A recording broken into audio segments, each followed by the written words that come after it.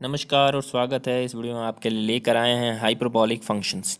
दोस्तों, इस वीडियो में देखने के बाद से आपको हाइपरबॉलिक फंक्शंस को यूज़ करना, हाइपरबॉलिक फंक्शंस होते क्या हैं, उनका कैलकुलस, उनका सीरीज़ फॉर्म, सब कुछ आपको समझ आ जाएगा। और टेलर सीरीज़ में उसको कैसे लिखा जाता है और फिर उसको यूज़ कर पाएंगे। और आपका ये जो 15-20 मिनट है, आपका बिल्कुल भी बर्बाद नहीं होने वाला है। तो उसको समझने के लिए, हाइपरबॉलिक फंक्शंस को समझने के लिए हमें समझना होगा सर्कुलर फंक्शंस। दोस्तों, आपको पता होगा कि साइन, कॉस, इनको सर्कुलर फंक्शन कहा जाता है। जो आप साइन ट्रिग्नोमेट्री में कॉस को, उनको सर्कुलर फंक्शंस क्यों कहा जाता है, इसे पहले समझ लेते हैं, फिर हम समझेंगे कि हाइपरबॉलिक फंक्शंस क्या होते हैं। तो सर्कुलर फंक्शंस देख पा रहे होंगे दोस्तों आपके स्क्रीन पे। एक यूनिट सर्कल मैंने बनाया है, जहाँ पे यूनिट सर्कल वो सर्कल होता है जिसका रेडियस 1 यूनिट होता है, ठीक है। अब यहाँ पे इस सर्कल का इक्वेशन अगर देखें तो वो है हमारा x² + y² = 1। अब जब ऐसा होता है और अगर इसका जो सेंटर है सर्कल का, वो ओरिजिन है, हमारा ओरिजिन 0 0, तब क्या हो जाएगा कि हमारा जो x कोऑर्डिनेट हो जाएगा, वो देख पा रहे होंगे। अगर एंगल हमें टी है, टी एंगल है किसी पॉइंट का, ठीक है ना, तो ये उसका जो वाई कोऑर्डिनेट हो जाएगा वो क्या हो जाएगा, साइन टी हो जाएगा। हाइट जो हो जाएगा साइन टी हो जाएगा, और जो एक्स कोऑर्डिनेट है वो हो जाएगा कॉस टी। टी एक पैरामीटर है, टी को बढ़ाएंगे तो हम अलग अलग पॉइंट्स पे मूव करेंगे सर्कल पे, ठीक है ना। तो इस तरह से हम कह सकते हैं कि x = cos T, y = sine T. अब इनको सर्कुलर फंक्शंस कहा जाता है क्योंकि ये सर्कल के लिए पैरामीटर्स बन जाते हैं, कॉस टी और साइन टी, ठीक है ना, क्योंकि ये सर्कल के पॉइंट्स हैं। एक तरह से जनरल पॉइंट्स है, कॉस टी और साइन टी यूनिट सर्कल के जनरल पॉइंट्स होते हैं, इसीलिए इनको सर्कुलर फंक्शंस कहा जाता है। इस तरह से हम सर्कुलर फंक्शन को समझ गए कि सर्कुलर फंक्शन साइन और कॉस सर्कुलर फंक्शन है, क्योंकि वो सर्कल पे डिफाइन करते हैं, सर्कल को डिफाइन करते हैं अगर उसका रेडियस 1 है तो। उसी तरह से दोस्तों हाइपरबॉलिक फंक्शंस जो होते हैं, यहाँ पे आप देख पा रहे होंगे हाइपरबॉलिक फंक्शंस। इन हाइपरबॉलिक फंक्शंस को हाइपरबॉलिक इसीलिए कहा जाता है क्योंकि ये जो हाइपरबॉलिक फंक्शंस है, ये हाइपरबोला को डिफाइन करते हैं। जैसे साइन और कॉस क्या कर रहे थे, जनरल पॉइंट्स थे सर्कल के लिए, उसी तरह से एक हाइपरबोले आप देख पा रहे होंगे। यहाँ पे हाइपरबोला का आपका पता होगा इक्वेशन होगा x² - y² = 1। यानी अगर ये इक्वेशन हाइपरबोला जो होता है, एक दो पैराबोला जैसा दिखता है, दो पैराबोला जैसे दोनों साइड खुले होते हैं, देख पा रहे होंगे आपके स्क्रीन पे। और वो उनका इक्वेशन होता है x² - y² = 1। जैसे x² + y² = 1 जो सर्कल का इक्वेशन था, उसी तरह हाइपरबोला का यहाँ पे इक्वेशन है x² - y² = 1। अब यहाँ पे इस हाइपरबोला के जनरल पॉइंट्स होते हैं, हम ये जो हाइट हो जाता है यहाँ पे, जैसे सर्कल में हाइट था साइन और जो एक्स कोऑर्डिनेट था वो कॉस था, उसी तरह से यहाँ पे हम क्या कर लेते हैं, मान लेते हैं कि इसको साइन हाइपरबॉलिक टी और कॉस हाइपरबॉलिक टी, ठीक है ना। अब हम इसको जैसे कि कॉस और साइन का इस्तेमाल किए थे वहाँ पे हम क्या करते हैं, एक्स को हम मान लेते हैं e⁻t + e⁻−t/2, और y को हम मान लेते हैं e⁻t - e⁻−t/2, ठीक है। अब ये दो हमने क्या किया, पैरामेट्रिक फॉर्म में लिखने की कोशिश की इस इक्वेशन को, इस पूरे कर्व को। अब हम ऐसा क्यों कर रहे हैं ये आपको पता चलेगा जब हम क्या करेंगे, हम प्रूव करने जा रहे हैं कि x² - y² = 1 होने वाला है, क्योंकि अगर हम इस तरह से लिखते हैं, x को अगर हम इस तरह लिख लेते हैं और y को हम इस तरह लिख देते हैं, x, ठीक है, इस तरह से अगर लिखा जाता है, यहाँ पे x नहीं होगा t होगा। तो अगर इस तरह का डेफिनेशन है तो x² - y² क्या हो जाएगा दोस्तों, 1 आ जाता है, ठीक है ना, और ये 1 आ जाएगा। अब ये 1 जब आ गया तो ये हमारा जो है कि हम क्या कह देते हैं कि क्योंकि ये जो पैरामेट्रिक फॉर्म था टी को इन्वॉल्व करके, तो हम कह देते हैं कि साइन एक्स जो हमारा होगा भाई ये इस तरह से लिख सकते हैं। और कॉस टी जो है, टी नहीं होगा यहाँ पे दोस्तों, ये यहाँ पे एक्स होने वाला है, ठीक है, मिस्टेक हो गया। और फिर ये इस तरह से हमने डिफ़ाइन कर लिया। तो हमने ऐसा डिफ़ाइन क्यों किया, क्योंकि हमने देखा कि अगर हम x को e के फॉर्म में लिख देते हैं और y को भी e के फॉर्म में लिख देते हैं तो x square minus y square क्या हो जाएगा, मेरा 1 के बराबर आ जाएगा। इसीलिए हम कॉस x उस तरह से डिफाइन होता है हाइपरबोलिक फंक्शंस। अब cos square theta plus sine square theta equal to 1 हमें पता है। उसी तरह से तो हो जाता है, कॉस हमने x मान लिया और साइन हमने क्या मान लिया, y मान लिया यूनिट सर्कल में। तो cos square plus sine square x square plus y square equal to 1, ये यूनिट सर्कल हो जाता है। उसी तरह से cos square cos hyperbolic square T minus sine hyperbolic square T क्या हो जाएगा, 1 हो जाता है, जो कि हाइपरबोला का इक्वेशन है। इसीलिए इसको हाइपरबोलिक कहा जाता है, हाइपरबोलिक फंक्शंस कहे जाते हैं, क्योंकि ये हाइपरबोला के लिए पैरामीटर्स बन जाते हैं, जनरल पैरामीटर्स। ठीक है,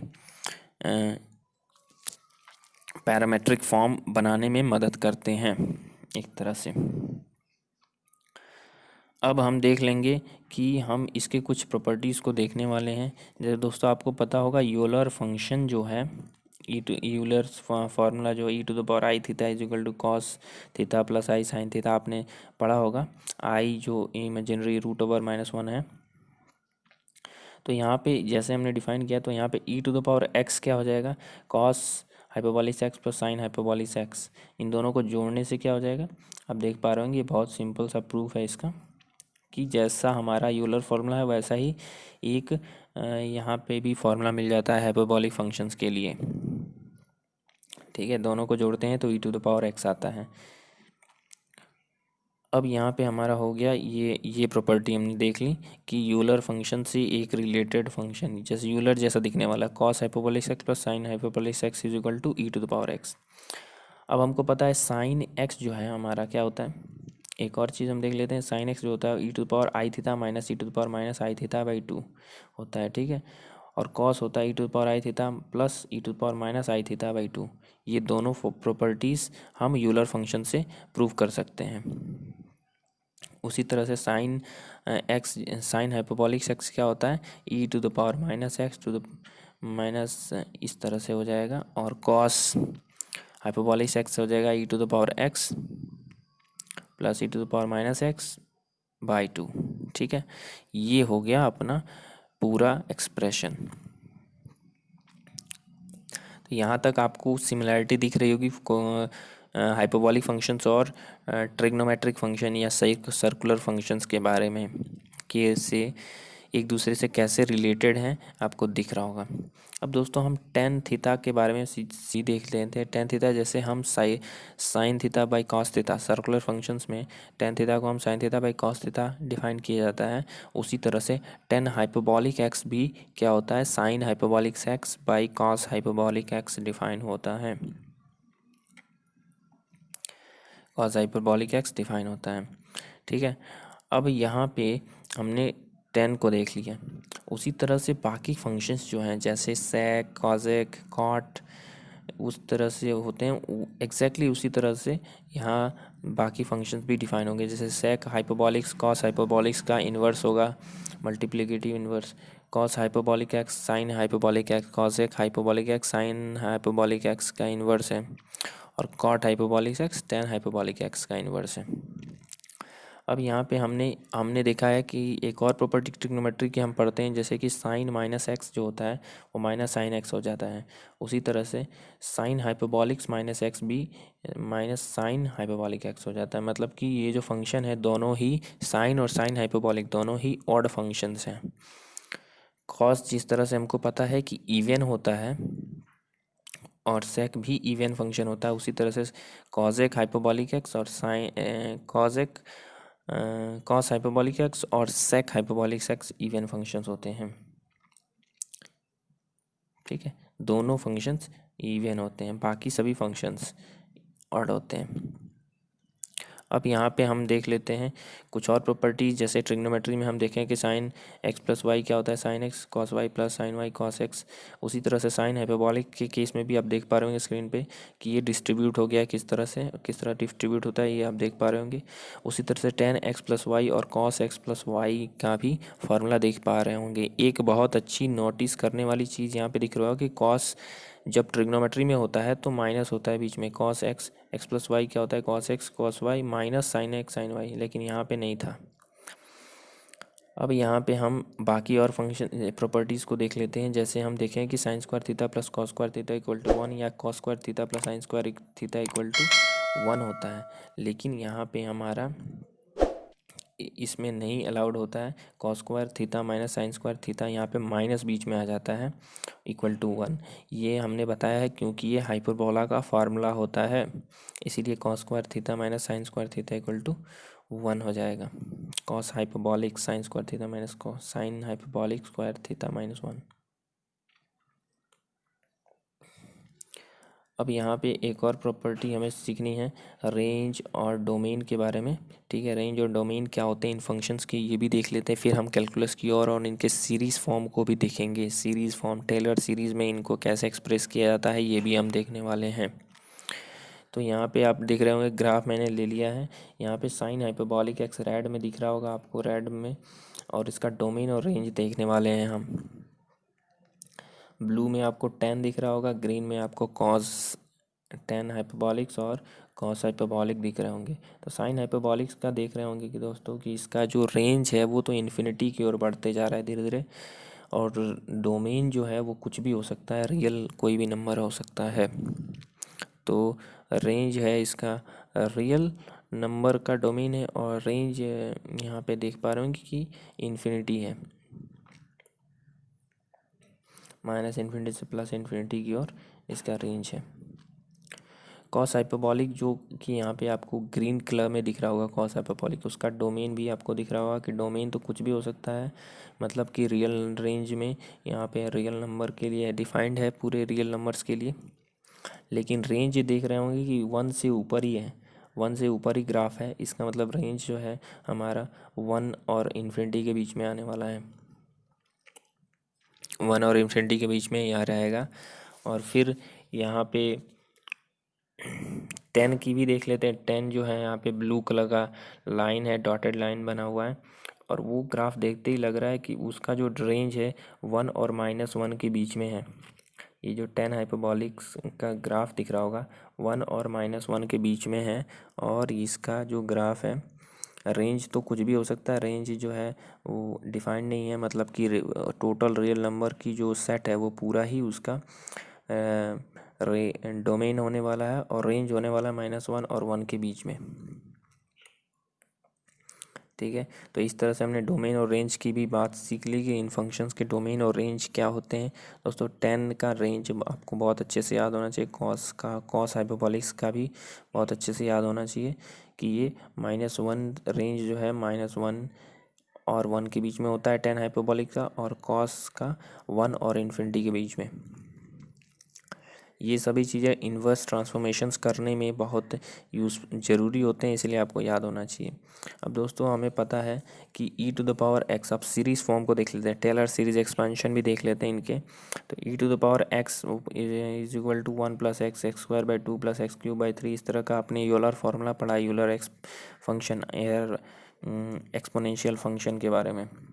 अब उसी तरह से यहाँ पे साइन एक्स जो है उसको हम एक्सपांड करते हैं, तो ये भी आपको पता होगा कि हम इसको प्रूव कर सकते हैं इसी फार्मूले से, यूलर फार्मूले का इस्तेमाल करके हम जानते हैं कि साइन एक्स जो होता है इस तरह से लिखा जाता है सीरीज़ फॉर्म में, और कॉस को हम इस तरह से 1 - x² / फैक्टोरियल 2 + x⁴ -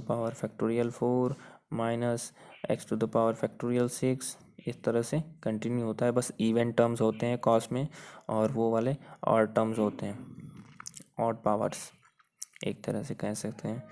उसी तरह से दोस्तों साइन हाइपरबॉलिक में बड़ा गड़बड़ हो जाता है, उसमें ये हो जाता है कि यहाँ पे ये जो सर्कुलर फंक्शंस हैं साइन और कॉस के, एकदम वैसा ही दिखेगा, परंतु जो हो जाएगा यहाँ पे जो प्लस और माइनस, जो ऑल्टरनेटिवली प्लस और माइनस आ रहे हैं वो नहीं रहेंगे, यानी कंटिन्यूसली ये प्लस होगा या कंटिन्यूसली प्लस ही होने वाला है continuously. X plus x cube जैसे देख पा रहे होंगे कि बीच में जितने भी हैं बस प्लस हैं। उसी तरह से कॉस हाइपरबॉलिक एक्स के लिए भी बस बीच में प्लस होने वाला है और कुछ नहीं होगा, माइनस नहीं होंगे। ऑल्टरनेटिव प्लस माइनस नहीं होते हैं हाइपरबॉलिक फंक्शंस में। सर्कुलर फंक्शंस में ऑल्टरनेटिव होते हैं, हाइपरबॉलिक में नहीं होते हैं। तो ये हो गया सीरीज फॉर्म इन सब फंक्शंस का। उसी तरह से टेन कॉस सेक इन सभी का भी होता है, जिसको डिवाइड करके और थोड़ा सा मैनिपुलेशन करके हम निकाल सकते हैं। अब हम बात करेंगे कुछ कैलकुलस के बारे में कि कैलकुलस क्या है इन सभी फंक्शंस का। कैलकुलस मतलब कि डिफरेंशिएशन और इंटीग्रेशन कैसे किया जाता है। तो दोस्तों जैसे आपने पढ़ा होगा कि साइन का डिफरेंशिएशन क्या होता है, कॉस होता है, डिफरेंशियल कोफिशिएंट कॉस होता है, ठीक है ना। उसी तरह से कॉस का होता है माइनस साइन एक्स, ये आपने पढ़ा होगा डिफरेंशिएशन इंटीग्रेशन डिफरेंशिएशन में। उसी तरह से हम यहाँ पे कॉस हाइपरबॉलिक एक्स का देख लेते हैं। कॉस हाइपरबॉलिक एक्स का यहाँ पे देखेंगे तो कॉस क्या होता है हमारा, e to the power x, ये होता है ना cos hyperbolic e to the power x plus e to the power minus x by two. अब इन दो डिफरेंशिएट करेंगे तो क्या आ जाएगा, ये आ जाएगा। और ये जो है एक्सप्रेशन जो आया वो क्या हो गया, साइन हाइपरबॉलिक एक्स के बराबर होता है। इसीलिए दोस्तों इसको कहा जाता है हमारा, ये हम देख पा रहे हैं कि कॉस हाइपरबॉलिक एक्स का जो है sign hyperbolic x differential coefficient आने वाला है। इंटीग्रेशन के केस में भी हम देख पा रहे हैं कि इसी तरह से इंटीग्रेशन भी किया जा सकता है कि हम देख पा रहे होंगे कॉस का जैसे कॉस का इंटीग्रेशन करते हैं तो हमारा आता है साइन एक्स आता है, कॉस का इंटीग्रेशन करेंगे तो हमारा साइन एक्स आता है। उसी तरह से कॉस हाइपरबॉलिक एक्स या साइन हाइपरबॉलिक एक्स का इंटीग्रेशन किया जाता है बहुत आसानी से। हम यहाँ फिर वही अप्रोच यूज़ करेंगे कि हम कॉस हाइपरबॉलिक एक्स का वैल्यू रखेंगे पहले। कॉस हाइपरबॉलिक एक्स का जैसे कि हमें पता है कि e to the power x plus e to the power minus x by two, ठीक है। इसको इंटीग्रेट करेंगे और हमें पता है कि इंटीग्रेशन कैसे किया जाता है e to the power x का। तो e to the power x का इंटीग्रेशन करेंगे तो हमारा आंसर आ जाएगा e to the power x का इंटीग्रेशन हो जाएगा e to the power x, और e to the power minus x का इंटीग्रेशन हो जाएगा minus e to the power minus x, ये हो जाएगा minus e to the power minus x, ठीक है। अब ये हो जाएगा हमारा रिज़ल्ट। इसको थोड़ा सिंप्लीफाई करेंगे तो हमें मिल जाएगा दोस्तों, वहाँ पे माइनस छूट गया था तो माइनस हमने लिख दिया यहाँ पे, ठीक है। और ये हो जाएगा, हम देख रहे हैं कि ये पूरा साइन हाइपरबॉलिक एक्स के बराबर ही है। तो कॉस हाइपरबॉलिक एक्स का इंटीग्रेशन होता है साइन हाइपरबॉलिक एक्स, ठीक है।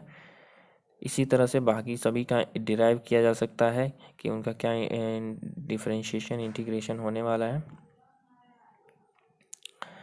इस तरह से हमने दोस्तों बहुत कुछ सीखा, integration, calculus, differentiation, hyperbolic functions के बहुत सारी प्रॉपर्टीज़ को देखा। एट द एंड मैं कहना चाहूँगा कि आपको एक चीज़ बहुत अच्छे से पता होना चाहिए कि इसे हाइपरबॉलिक फंक्शंस क्यों कहा जाता है और इनकी वैल्यूज़ क्या होती हैं। Sine inverse cos hyperbolic x और साइन हाइपरबॉलिक एक्स की वैल्यूज़ एक्चुअली में एक्सपोनेंशियल फंक्शन के टर्म्स में क्या होती हैं। ये अगर आप दोनों जो स्क्रीन पे दिख रहे हैं दोनों फॉर्मूले पता हैं तो बाकी सब आप डिराइव कर लोगे, सब आपको समझ आ जाएगा, ठीक है। तो आशा है आपको बहुत कुछ सीखने को मिला होगा और इसे हम अगले वीडियोज़ में साइन ये जो हैं इन्वर्स हाइपरबॉलिक फंक्शंस को स्टडी करेंगे। और इन्वर्स हाइपरबॉलिक फंक्शन जैसे साइन इन्वर्स होता है, कॉस इन्वर्स, उसी तरह हाइपरबॉलिक इन्वर्सेस भी होते हैं, उनको भी हम देखेंगे, उनकी प्रॉपर्टीज़ को देखेंगे।